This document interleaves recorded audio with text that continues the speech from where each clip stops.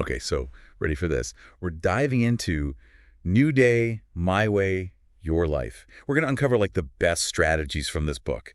And, you all love this self-improvement stuff. And it's amazing how this simple idea that small actions can create these huge ripple effects in our lives can be so profound. Yeah, it's really cool how the book takes these everyday things, making your bed, even just dealing with your commute, and turns them into chances for growth. Right. I mean, who would have thought making your bed could be such a big deal? But they explain it so well how even these little wins get your brain ready to be productive. It's like, check that off the list. What's next? It's building momentum, right? The book even talks about Admiral McRaven's speech about making your bed, how these tiny things build self-discipline. Speaking of discipline, can we talk about the alarm clock struggle? That whole last night you versus morning you thing is so true. It's like this battle between wanting more sleep and knowing you'll feel better if you just get up. It's about being strategic, even when you're half asleep. Just like putting your alarm clock across the room so you have to get up, getting ready for other challenges beforehand can really help us succeed. And that goes for anything, not just waking up. Planning your day the night before, prepping some healthy meals.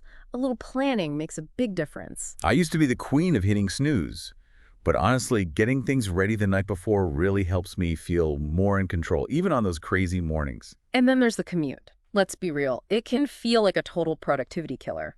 But the Yeah. book has this great way of looking at it as a knight's quest.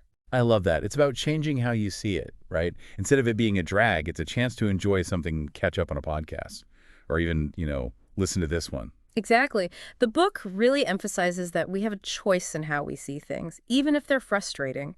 Instead of letting traffic ruin your mood, you can use that time for things you enjoy: audiobooks, learning something new, even just taking a moment for yourself. It's about making that time work for you. It's about finding those little bits of peace and productivity in the middle of everything else, which I guess brings us to work-life balance. And the book has a really interesting take on that, focusing on the difference between work and job. It's not just about balancing your paid work with your personal life. It's about realizing that all kinds of work make up our lives: relationships, personal projects, self-care, everything.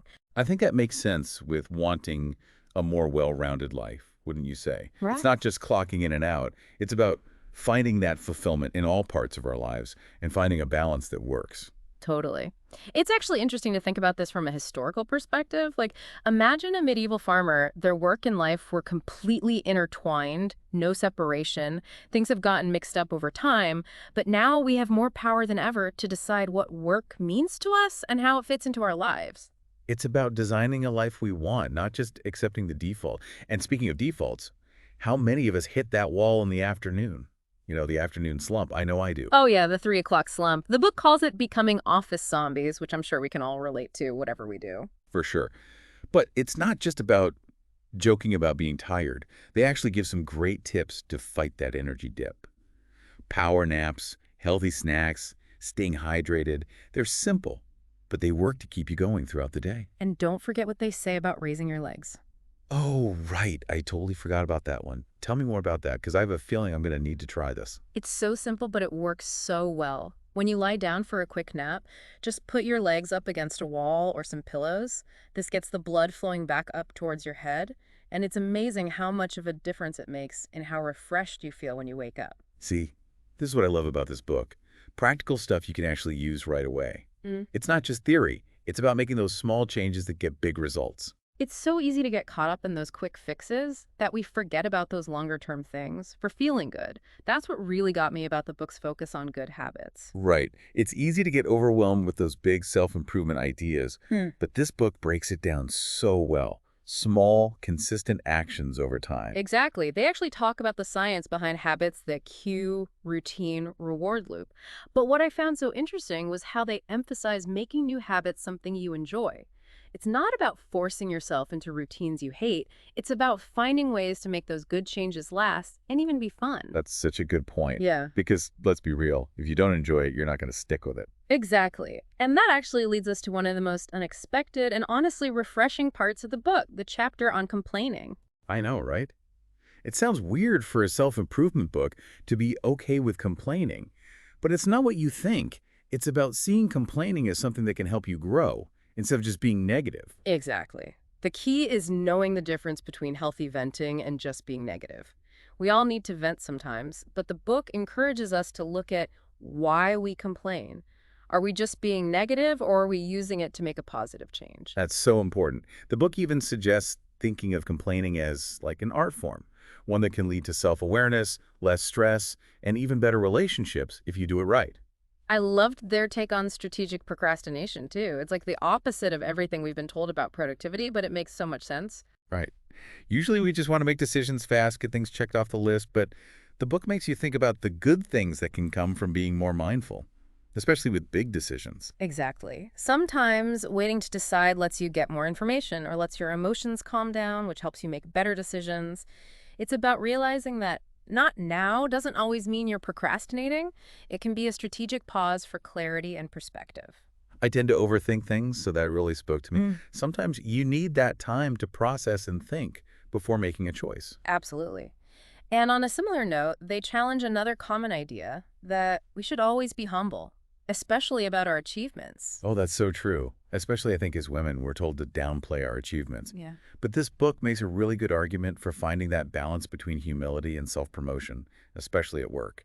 They use the example of job interviews, where competently talking about your skills and experience is so important. It's not about bragging, it's about owning your worth and sharing your gifts and talents.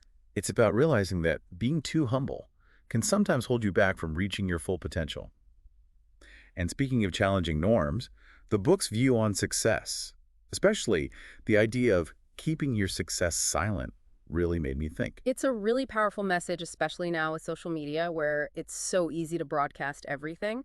But the book wants us to redefine success on our own terms, finding fulfillment from within rather than seeking external validation. It's about focusing on the impact we're making, the goals we're achieving, and who we're becoming, not on likes or comments. It's a different way of thinking, but I think it speaks to wanting more authentic and meaningful measures of success. Absolutely. It's about taking back that control and defining success on your own terms, not letting external factors dictate your worth. And that leads us to something so important for navigating life, not taking everything personally. We've all been there, Ray. It's so common, especially in a world where it feels like we're constantly being judged. The book reminds us that everyone is dealing with their own stuff, their own stresses and insecurities. What might feel like a personal attack might have nothing to do with us at all. It's like that saying, everyone you meet is fighting a battle you know nothing about. Be kind. Always. It's a reminder to approach people with empathy, realizing that how they act often reflects their own internal state, not a direct attack on us. They have this very relatable example about getting a short text from a friend and how our minds jump to conclusions. Instead of assuming the worst, they encourage us to give people the benefit of the doubt, understanding that their behavior often says more about them than it does about us. It's about choosing to see things with generosity and understanding, instead of letting those negative thoughts get out of control. It takes practice, but it can make a huge difference in our relationships and how we feel overall. Absolutely. And speaking of relationships, the book also talks about the importance of trust, which can feel harder to find these days. It's true. It's so easy to fall into that cynicism, especially with so much negativity around us. But the book makes a strong case for choosing trust as a base for building strong connections, both personally and professionally. They share some stories about how small acts of trust can lead to unexpected opportunities and deeper relationships. It's about embracing that vulnerability, that willingness to take a chance, even if there's a risk of getting hurt. It's about understanding that trust goes both ways, and that when we trust others, we're inviting them to do the same. And in a world where isolation and suspicion feel so common, choosing to lead with trust can be really courageous and optimistic. It's about creating a ripple effect of connection and positivity, starting with ourselves. And speaking of ripples, that reminds me of another powerful concept from the book, being the one who believes. They share a really moving story about how their mentor's belief in them changed their life. It's such a great example of how encouragement and support can make a difference. And they challenge us to be that for others, to see their potential, even when they don't. It's about realizing that our words and actions have the power to lift others up. It doesn't have to be a grand gesture. A word of encouragement, listening, believing in someone, it can make all the difference. Absolutely. It's about building a culture of support and recognizing that we can all make a positive impact. And that connects so well with what they say about gratitude. They talk about how being grateful can actually change your brain to be more positive. They use this funny comparison of life being like that game whack-a-mole where problems keep popping up. But instead of focusing on the problems, gratitude helps us see the good, those small joys, even when life's chaotic. And it's not about ignoring problems or pretending everything's perfect. It's about choosing to focus on what we're grateful for, even when things are tough, and training our minds to see the positive, even in difficult situations. They actually talk about the science behind it, explaining how gratitude leads to changes in the brain, increasing dopamine and serotonin, those feel-good chemicals. It's not just about feeling better in the moment, it's about developing a more resilient and positive outlook on life. It's crazy how such a simple thing can have such a big impact. And speaking of navigating life's ups and downs, they use this cool metaphor of life being like an improvised dance. I love that analogy. It's about embracing those surprises, those unexpected things, and learning to go with the flow, even when the music changes. Exactly. It's about adapting to changes, those unexpected turns, and realizing that sometimes the best things come from those unplanned moments. It's about being adaptable, seeing those challenges as chances to grow, rather than resisting what life throws at you. And speaking of embracing the journey, what they said about small wins really resonated with me. It's so easy to get caught up in big goals, but the book reminds us to celebrate those small victories along the way. Those tiny wins, those little accomplishments can be really motivating. They build momentum, boost our confidence, and encourage us to keep going. And it's not just about external achievements either. They talk about celebrating those internal wins, those moments of growth and self-discovery that might not be obvious to others. Exactly, like overcoming a fear, learning a new skill, or just showing up for yourself in a way that makes you proud. It's about recognizing and celebrating those small but important victories that make us feel good overall. And those small wins can be especially helpful when you're facing setbacks. Yeah. They remind us that progress isn't always a straight line, and that even in tough times, there's always something to celebrate. It's about being resilient, that ability to bounce back from setbacks and keep going, one small step at a time. Which leads us to another big theme in the book, the importance of challenging conventional wisdom.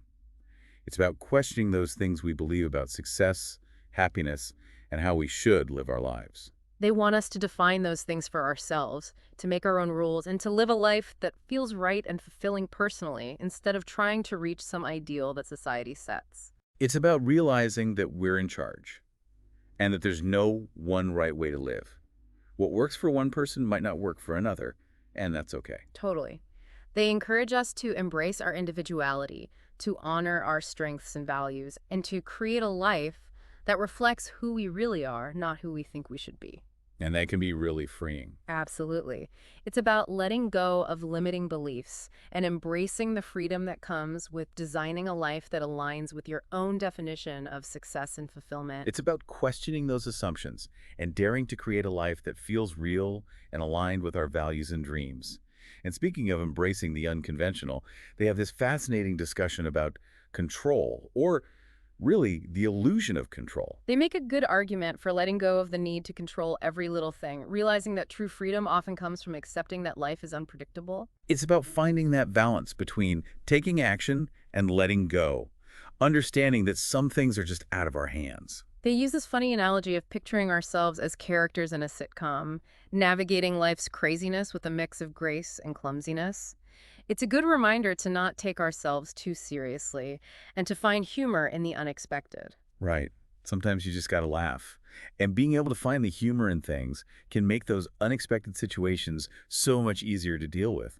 It's about approaching life with a sense of humor and playfulness, even when things don't go as planned. Absolutely. And speaking of unexpected things, they tell this really powerful story about the impact of apologies. The author talks about almost getting hit by a car and how a simple, sincere apology from the driver totally changed how he felt about the situation. It's amazing how just acknowledging a mistake can make such a difference. It's about seeing each other as human, even in those quick moments, and showing grace and understanding, even when it's hard. It's about breaking that cycle of blame, realizing we all make mistakes, and that choosing forgiveness for ourselves and others is often the best way to move forward. And that idea of forgiveness fits so well with the emphasis on self-care. They talk about how we can't pour from an empty cup. Well, we have to take care of ourselves physically, mentally, and emotionally to be there for ourselves and others. It's about recognizing that self-care isn't selfish, it's crucial. It's about making choices that nourish our minds, bodies, and souls so we have the energy and strength to handle life's challenges and be our best selves. It's about making those small daily choices for our well-being, whether it's getting enough sleep, eating well, moving our bodies, or just taking a moment to disconnect and recharge. And in a world that often values being busy and productive, putting our well-being first can feel almost rebellious. Speaking of rebellious acts, they also encourage us to rethink how we see choices. We're always bombarded with choices, big and small. And the book suggests that all these choices can actually make us anxious and unhappy. They want us to be more thoughtful about our choices, to simplify when we can, and to focus on what truly matters. It's about realizing we don't have to say yes to everything, that it's okay to set boundaries, and that sometimes choosing less can actually lead to more happiness. Exactly. It's about finding that sweet spot between exploring and being content, between trying new things and being happy with the choices we've already made. And sometimes, the easiest choices can have the biggest impact. They talk about the power of deep breaths, something so simple but so calming and centering. It's such an easy but powerful practice. With everything going on in our lives, taking a few deep breaths can be an act of self-care. It lets us press pause, calm down, and react to things with more clarity. It's amazing how something we do without thinking can be so powerful when we pay attention to it. And on a similar note, they talk about the importance of understanding and managing our reactions. They remind us that we get to choose how we react, even to things that really get to us. Hmm. It's about recognizing those patterns, those habitual reactions, and trying to respond in a way that matches our values and what we want. It's about creating that space between something happening and reacting, that moment where we can choose how we show up. It's not always easy, but it's something we can get better at with practice. They also challenge us to see failure differently, not as a weakness, but as a key part of learning. I love that. It's about embracing those mistakes, those failures, as opportunities to grow and learn. Absolutely. They remind us that everyone makes mistakes, it's part of being human, and that it's how we handle those mistakes that shows our character. It's about approaching those setbacks with curiosity and a willingness to learn from them, not letting them stop us or define us. And that willingness to accept those failures ties in perfectly with their talk about having an open mind. It's about being willing to question our beliefs, consider different views, and be open to changing our minds when we learn something new. They encourage us to approach life with curiosity, understanding that there's always more to learn, more to discover, and that the more open we are to new ideas, the richer our lives will be. It's about embracing the idea that we can always learn and grow, and that our understanding of ourselves and the world is always changing. And we're back, wrapping up our deep dive into New Day, My Way, Your Life. This book has been so full of great advice and thought-provoking stuff. It's not like those other self-help books. Yeah, it's more like a guide for how to handle this crazy modern life, with purpose. It reminds you that even when things are chaotic, you can still create a life that's fulfilling. If I had to pick just two main takeaways, I'd say the first one is to embrace those small wins. It's crazy how those little actions can have such a big impact, not just on your routine, but also on how you see things, your whole outlook. Totally. It's about shifting your focus from those big, overwhelming goals to the smaller, manageable things you can do every day to get closer to the life you want, and celebrating those wins along the way. Exactly. Recognizing and really appreciating those little wins can be so motivating. It helps you build momentum and that feeling like, yeah, I can do this. And for the second takeaway, I think it's huge to remember. It's not always about you. Letting go of that need to take everything personally can be so freeing. It's about realizing everyone's going through their own stuff, their own struggles, and how they act often comes from that, not from something you did. It's about choosing empathy, trying to understand, instead of just assuming the worst. When you do that, you stop carrying around other people's baggage and you open yourself up to more compassion and better relationships. We've talked a lot about defining success on your own terms. But what about failure? Does that fear of failing, of not being good enough, stop us from really seeing those experiences as chances to grow? That's such a good point. The book talks about learning from mistakes, but you're right, there's still this negative thing around failing. It's almost like we're supposed to avoid it at all costs instead of seeing it as normal, even essential part of life. Right. What if we changed how we see failure? What if it was just a stepping stone to success? Imagine if we embrace those stumbles, those wrong turns, as part of the process, not something to be ashamed of. I love that. Think how much braver and more willing to take risks we'd be if we weren't so scared of failing. It goes back to that idea of accepting our imperfections, knowing that none of us are perfect, and that real growth often happens when we step outside our comfort zone. Exactly. It's about shifting from fear to curiosity, being willing to learn and adapt as you go. It's about realizing that every experience, even the ones we call failures, teaches us something. And when we embrace those experiences with an open mind, we become more resilient, more adaptable, and ultimately more successful in our own way. And remember, you're not alone in this. We're all figuring this out together. Embrace those small wins, question those old ideas of success and failure, and keep learning and growing. It's been so great diving into this with you all. Until next time, keep exploring, keep growing, and keep embracing this crazy journey.